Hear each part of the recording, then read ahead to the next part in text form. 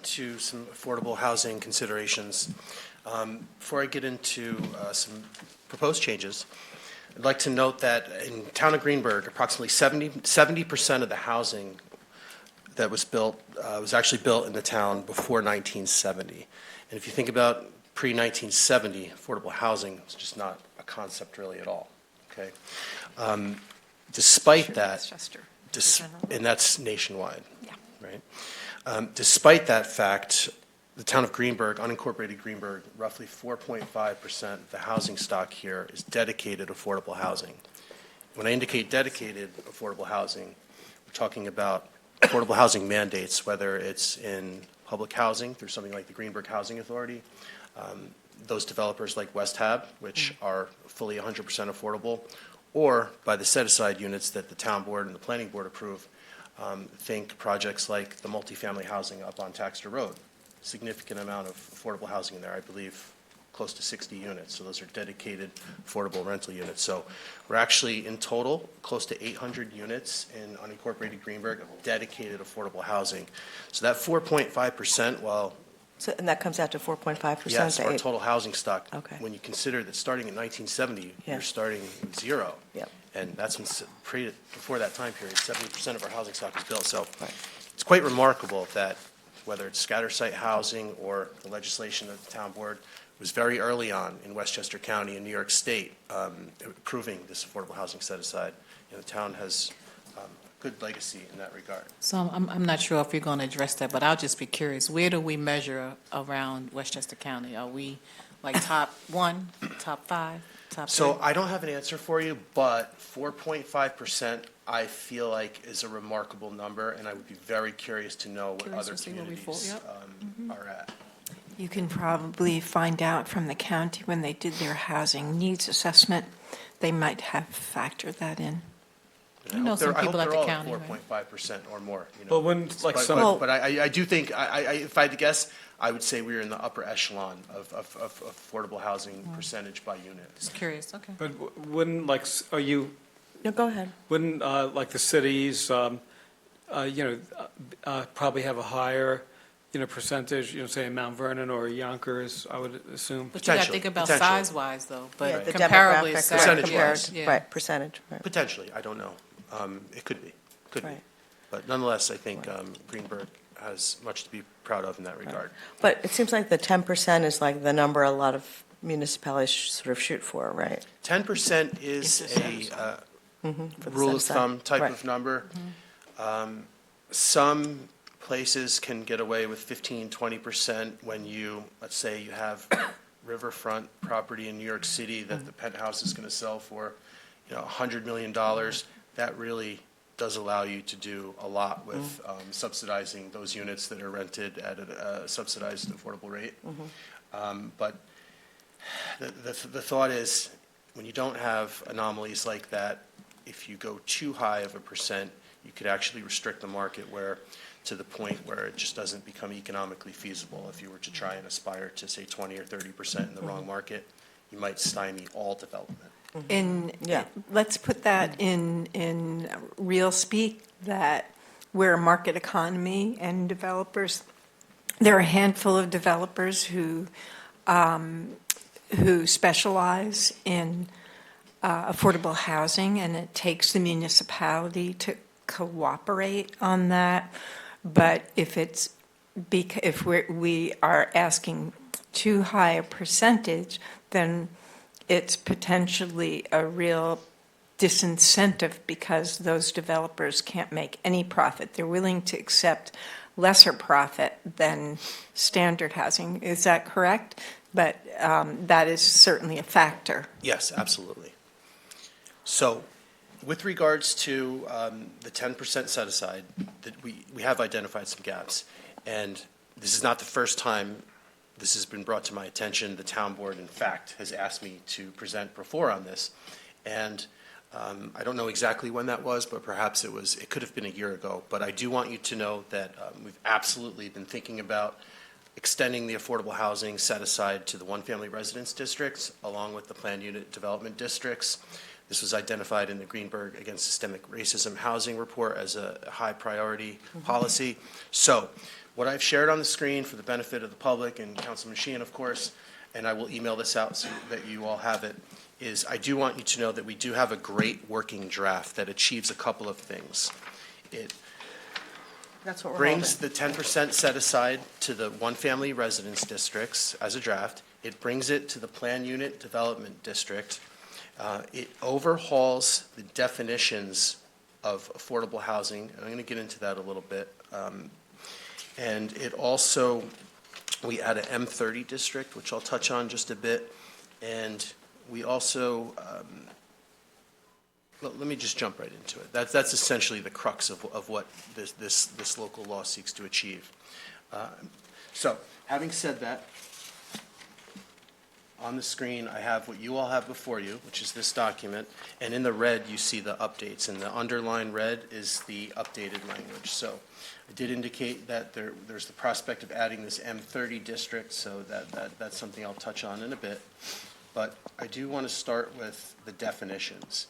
In the town of Greenberg, we have two definitions that I know you're aware of, but for everyone's benefit, we have affordable housing as well as a workforce housing terminology. Those are defined terms in our zoning ordinance. And in short, they set the standards for what affordable housing should be. And I would best describe it as they set income criteria that makes you qualify for affordable housing, AKA 80% eligibility for area median income. And they also set the parameters for once you make that qualification and are eligible at that area median income level, up to 80% of the county area median income. What it then goes on to say in the definition is that whatever your income is at that point, you shall not spend more than 30% of that income on your housing needs, whether it's rental or housing costs. So that's the formula to how you qualify for affordable housing, whether it's workforce or affordable, and the amount that you rent. So, I'm sorry, I'm just a little confused by this. You have, what remains is the public housing definition, that's not changed. That's not changing. So, Right, but wait, before I say that. sorry. But then there's, the affordable housing definition was removed, and then there are 3 workforce housing Yes, definitions, but no affordable housing definition. right. Which will be explained So, momentarily. here's the overhaul. I'll call it an overhaul. The affordable housing and workforce housing both cap at 80% area median income.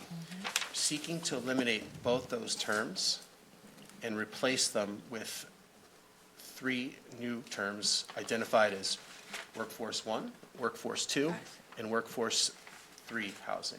So eliminate wholesale, this terminology of affordable housing, generally eliminate workforce housing and replace it with these 3 terminologies that I just identified, Workforce 1, 2, and 3. And that's like standard practice, or is No, this your own? This is Our own? customized to meet Okay. the needs of Greenberg, be Really? innovative, and be, Okay. And I think you should explain that you work closely with the county planning department. yes, I've actually presented this to the county planning department, and they've been favorable. This is not something that's customary in other municipalities. And what's, I feel, innovative about these 3 tiers of definition is both affordable and workforce as previously defined, both capped at 80. The only difference between them was there was no low-end cap. Workforce had a 30% low-end cap, affordable housing had no low-end cap. This redefinition, if you will, Workforce 1, 2, and 3, assigns a cap of 80, 70, and 60% AMI respectively. So Workforce 1, capping at 80% AMI, Workforce 2, capping at 70%, and these are not to exceed numbers, 70% AMI, area median income, Workforce Housing 3, not to exceed 60%. So what that translates to, what does that mean?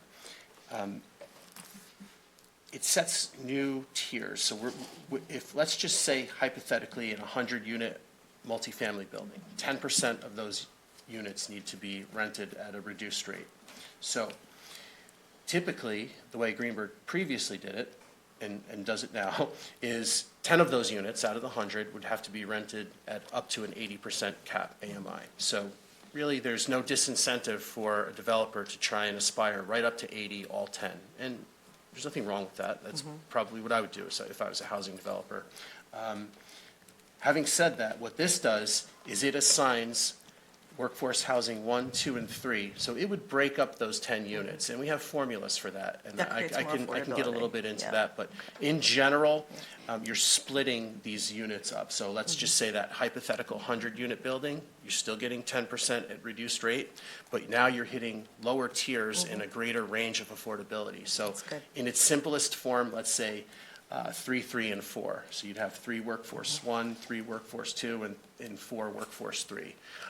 As it turns out, the formula is such that once you're over 4 or more units, it's a blended average of workforce 2. So you can kind of blend the average, if you will.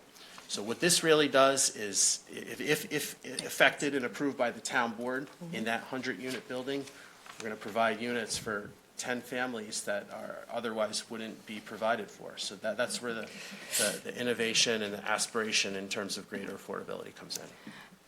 May I ask a question? Yes, of course. The tough stuff. AMI at 60% in Westchester County is still very expensive. So is there no provision for 40% AMI? So I'm not proposing that. Part of the reason for that is similar to the concerns that it may not hit the pro forma of a developer if it was skewed at that low rate. Typically, that range of affordability, 40%, let's say, is really picked up by those developers that are able to leverage subsidies from the Right. federal government and, or low-income housing Understood. credits to the point where the whole building is 100% affordable, and that's where you start to see in the 40s, if you will. But Okay. when we cap 60, that means now you're hitting some 50s, right? You're going to find a family that, Right. say, hits 58% or something. So it's not perfect, probably, but when you consider right now, we are, like most other communities in Westchester, everyone's at 80. So what- Some say define workforce at 100%. I don't know that any community in Westchester would be hitting, this progressive, if you will, in terms of ranges of affordability. Not to say that I can't think more about your question and see if there's something. Well, that clarification is very important, and that, I guess that again devolves to the developers. So depending on what they are able to sustain and how they can sustain it. And So there was a recommendation of 12%. What happened to, when we were talking about, when we were looking at the set-aside percentage? I know we've been at 10%, we were talking about 12%. Can we talk about that? Yeah, we can. Part of the balance in staying at 10 is hitting the lower tiers of affordability. Also, with the 12%, when you really get into updating the code and you start running numbers, what does 12% mean on 10 units, right? You're not going to build 1.2. So it's a little hard to come up with formulas. When does Okay. 12% really have impact? In a 100-unit building, it's 2 extra units. I'm not saying that we can't go that route. I'd like to think about it more, but at least as far as the roundup methods that I have, I do have roundup methods. So 17 units, what do you do when you have 17 units? Do you do 16 market rate and 1 affordable, or do you do 2 on 17? We have a roundup, so that 17-unit building's going to come out more than 12%. Okay, so there's a bit of balance. Okay. And that's kind of how I nuanced it, but I'm not And here less to say attractive that I'm for a against developer. 12%. I have to think about it more. Okay, so When you- whatever best benefit that we can get out of it, that would be, I mean, we talk. Yeah, I'm always looking to push I mean, I know the idea. as far I know, into the affordability Right. realm as we can. But I know that there are developers out there that are really looking to do affordable housing. And I know there has to, into Councilwoman's comment on making sure that they're sustainable, but there are developers out there that are looking to do that. But the most that we can get for residents in the town, that would be most helpful. By all means, this doesn't mean that the density bonus provision that was already built into the code when you hit 20% or more goes away. That's still there. Yeah, the question I have for people watching is, we're talking about 30% of income or 50% or 40%. Could you translate that and give people an idea what you're really talking about in terms of how much income? Pick an income and give an Yeah. example. that's And concrete. also, when we're talking about affordable, say, single-family homes that are affordable, what are we talking about? What is the definition of affordable? I remember when I was a county legislator, Ernie Davis said affordability is whatever you could afford. But, the thing is, we all say affordability, but Right. are we talking about $200,000 homes? Are we talking about, $500,000 homes? That's what I'm, and even rentals. Shame on me for coming to speak about affordable housing and not having the 100% AMI Westchester County Yeah, I'm at the just- top, at the tip of my tongue. I want to say 119,000. Oh, boy, let me try and pull it up. I believe it's somewhere on the order of 120,000 is 100% AMI. And if that's close, 80%, for instance, it would essentially put the requirement close to 100,000 for, say, a rental unit. So meaning, Garrett? yes. It depends on household size as Household well. size, How right. many people Do you are have a with, 4 household handy? I'll pass this over. Thank you so much. You're welcome. Okay, great. Teamwork. Just double check that because I did a quick Google review. No, this is not good. legal research. Okay. And that's the right year. Four-person current year. household, 100% AMI is 156. So at 80%, that's 124,000. So at 80% AMI to qualify, a 4-person household could not exceed $124,000.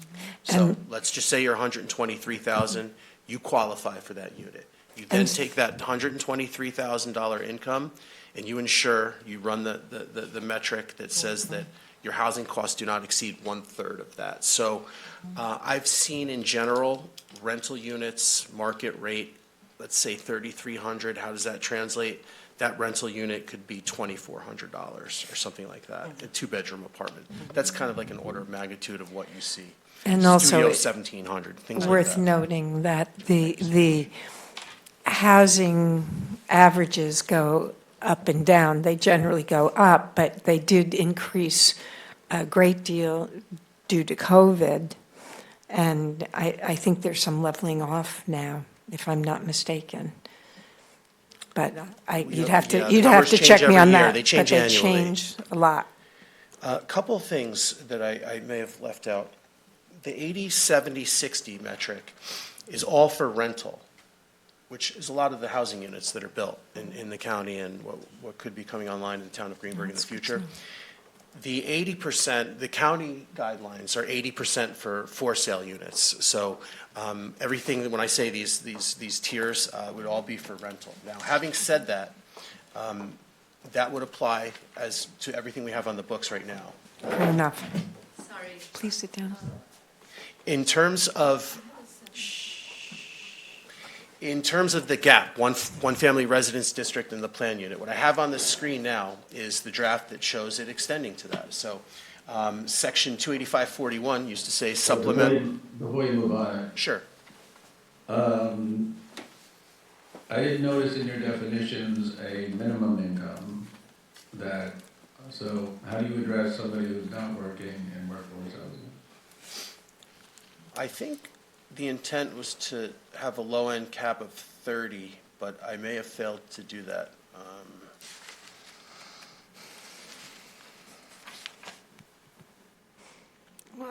Does not Your que- exceed so you're- 30%. 30% is the set income. So, I'm sorry, you're saying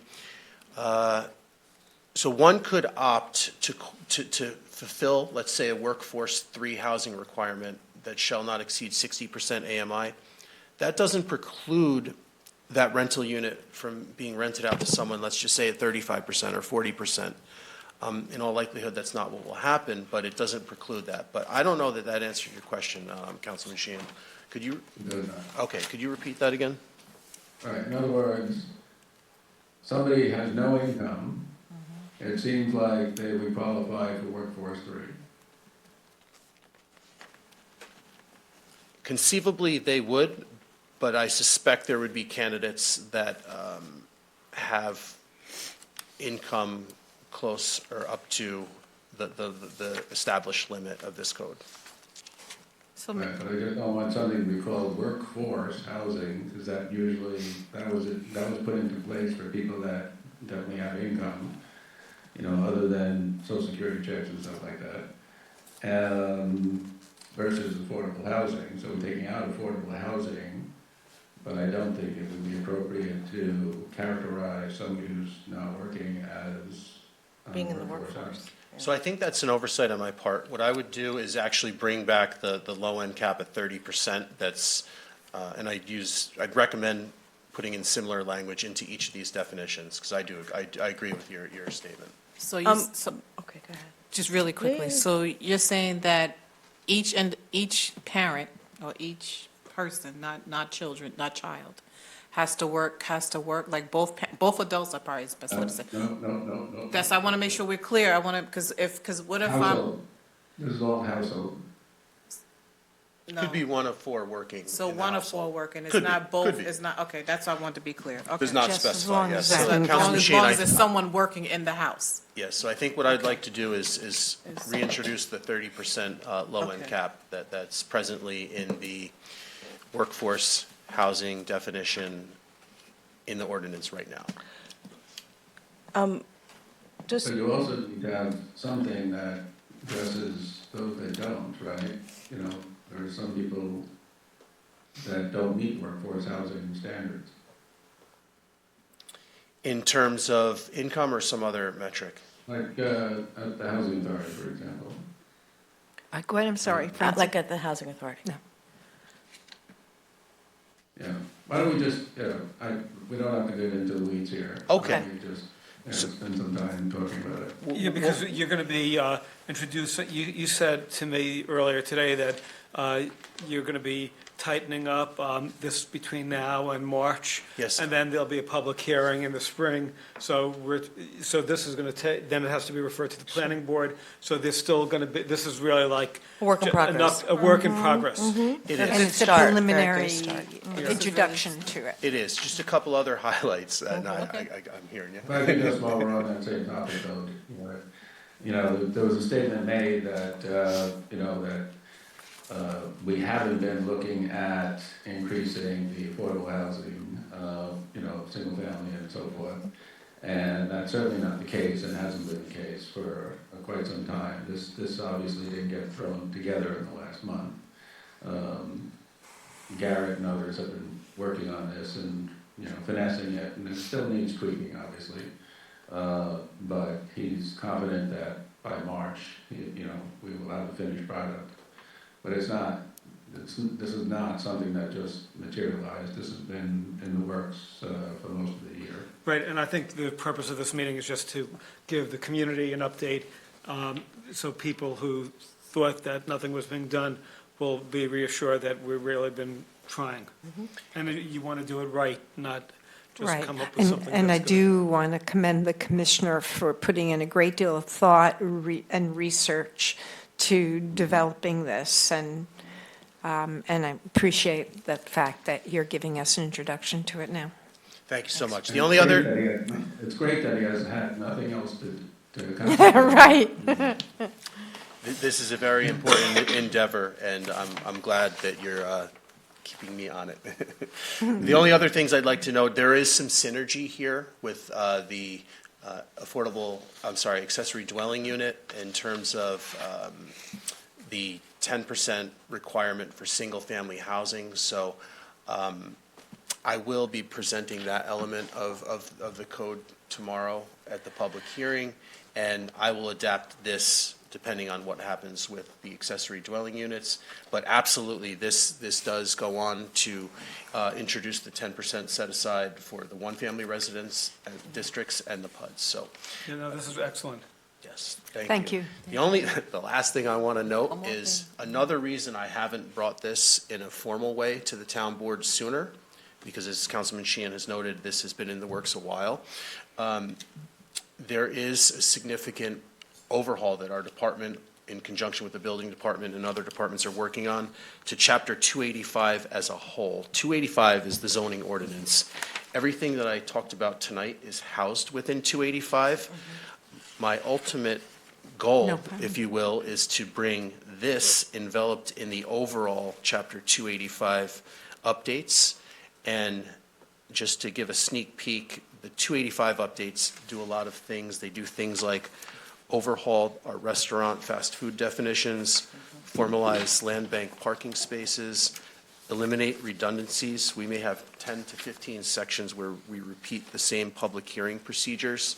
We're looking to be more efficient in that fashion, bringing in sustainability elements into the zoning ordinance, updating site plan standards, updating special permit and permitted uses to minimize vacancies across several zoning districts, and a whole lot more. So my goal is, that's well in the works also. So the goal in March is to bring this to the table along with that, and thank you for the time whenever that happens, because that's going to be a long presentation.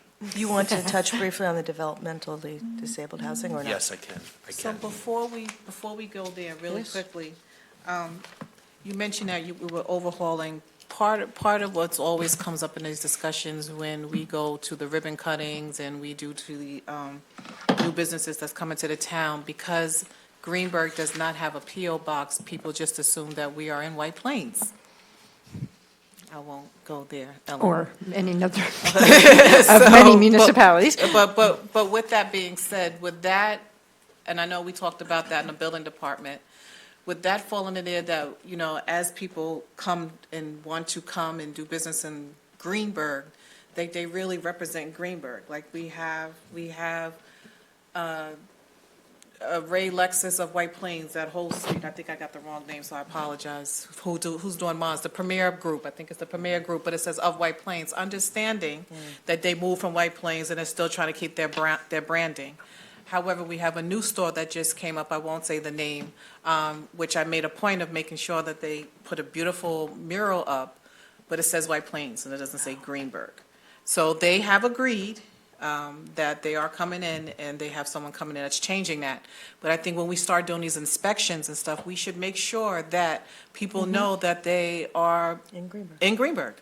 I don't think it's, you know, just as you know when you, and seriously, just as you know when you're in Hastings or when you're in Dobbs Ferry. Or in White Plains, You know, you know when on you're in White White Plains, you know Plains, yeah. exactly where you are shopping. So I think it would be nice, you know, I know that we've already talked to the newly elected congressman coming out of White Plains. Elect, right? Elect, I said elect. Yeah. Congressman, to sit and figure out how we can do that, because I really think we miss the mark when we don't display where we truly are. So, you know, and there's a lot of great businesses here in Fairview, but you won't know we're in Fairview because you only think that we're in White Plains. So that kind of takes away from that. So I'm hoping that we can change that and we could put something requiring businesses, if they are going to say they are Gina Jackson of White Plains, it says it's Gina Jackson of Greenberg. Yeah, Excellent. I think there's a variety of ways to do This that. has been a pet peeve of mine for quite some time. You know, we have Regeneron of Tarrytown, but it's not in Tarrytown, it's a Tarrytown post office. You have Tesla of White Plains, which is on 119, and it's very confusing to the public when they're driving along. They think they're now in White Plains, and they're not in Greenberg. There's many examples of that. But we should have a way of addressing that, because also I know it's the post office, they can put the post office underneath the name if they wanted to, but I think it's very confusing to the traveling public as to what municipality they're in when people are doing this. there's a car dealership actually in Elmswood, which says the dealership of White White Plains. Plains. All right. Okay, All right. good. Oh, you were I going to was gonna mention the talk about development. Yeah, the just a developmentally couple disabled. things. I've been doing research ever since I saw your request. According to the Centers for Disease Control, nearly 7.4 Americans have an intellectual or developmentally disability, or IDDs. These include persons with autism, Down syndrome, cerebral palsy, hearing or sight impairment as examples. And of course, there's options for housing such as group homes, larger institutions, but disability justice advocates are really pushing for integrated housing that has a mix of housing for those with these needs and those that don't. And I think, in essence, that's what you're saying. Can we introduce some of that concept into Greenberg? So philosophically, it's a great philosophy, and we're going to think more about this. And also of note, as I'm doing research, of course, I believe you all know this, but it's not just about access ramps, grab bars. There's so many different elements that can be brought into design. And what I can say is I really need to do more research to see how we can meaningfully work this into either our zoning ordinance, work with the county. But I do note that, for housing with federal assistance, there are standards that they utilize and they're mandated to utilize for some units which are over and above the typical building and fire codes. So I do think we're going to find International design? Yeah.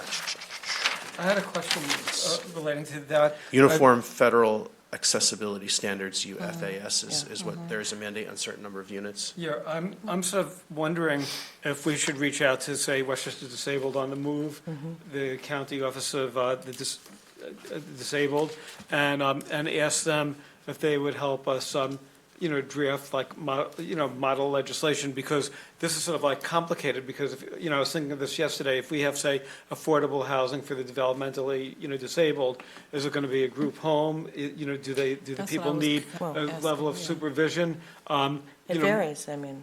Right, originally, when I spoke to Rochelle Stolzenberg, Yeah. I was sort of thinking the assisted living facilities, because, to me. Yeah, you that's have what That she was was a really thinking. good That's what idea. I would think. High of the- function- Have you explained that to Garrett, what your Yeah, vision well, of that is? Yeah, what I sort of thought is that if we're going to be approving, say, a new assisted living facility, that a certain number, like 1 or 2 bedrooms should be given to a developmentally disabled employee, because I think it could Because be they a could real help plus. service the assisted living community, so it'd be like almost a vocational as well as a residential placement for, adults with, I think that, the ideas are really good, and having the commissioner develop something, and then once he's developed something within the Greenberg codes, because the Disabled on the Move doesn't necessarily know chapter and verse Greenberg, so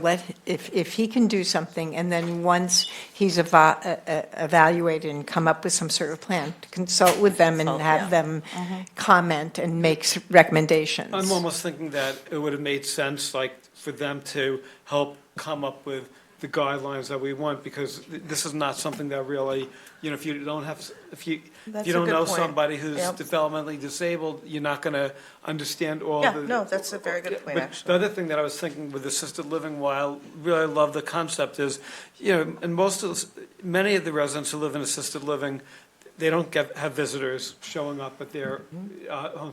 A lot of the higher functioning developmentally disabled employees, they are so friendly, they're upbeat, they appreciate their jobs, and I sort of feel that no matter what jobs they would be given, even if it's like a cook or, cleaning, they'll become friends of the senior citizens, not be, sometimes you have an employee who works, it's a job, and they don't really want to spend their free time just chatting with an elderly person. Somebody who really is proud of their job and so grateful, they're going to be amazing. We hired somebody in the Parks Department who's developmentally disabled this summer. That person's been, keeps calling me saying it was the best months of his life. You know, he is so appreciative and so grateful for the opportunity to work, and that's the type of, Yeah, there can be a really good synergy, like Sure. intergenerationally, and then with the particular profile of some young adults with developmental disabilities. They really work well with seniors, and I just know from my own daughter, she is great with seniors, and they love her. and, Excellent. yeah. Love all the ideas, and we do have a diverse array of housing here in the town of Greenburgh. We have several assisted living facilities, so we can reach out to these directors. I have them all on speed dial with some of these ideas. We have a nursing home, continuing care retirement community. There's actually 11 group homes in the town of Greenburgh. Of course, we have senior housing, a continuum of care facility that's under construction now on Dobbs Ferry Road. That's a hybrid assisted living, senior housing, numerous affordable housing developments. We're home of the New York School for the Deaf, and we have an adult daycare facilities that operate in the town. So there's a lot of positive, attributes. We've made a lot of effort. A lot to of begin effort with, here in the so, town, but yeah, there's certainly we more can we can enhance do, that. and we'll continue to work together. perfect. Thank you very much. This was great. Don't forget to order that scissor. Okay.